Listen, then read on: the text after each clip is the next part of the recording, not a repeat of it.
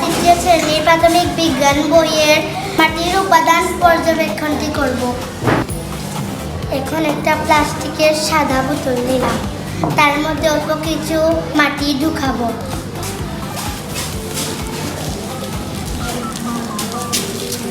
বোতলের ভিতরে কিছু পরিষ্কার পানি ঢালবো।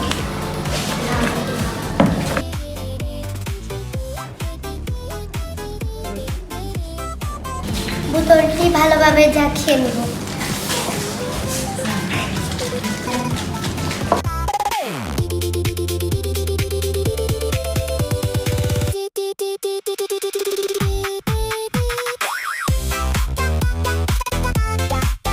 আমি আমার দল থেকে দলের কাজ উপস্থাপন করছি। মাটির উপাদান পর্যবেক্ষণে আমরা যা যা পেয়েছি তা হলো মাটিতে আছে বাতাস, বালু, গাছের শিকড়, পানি, পাথর, কাঠের টুকরো।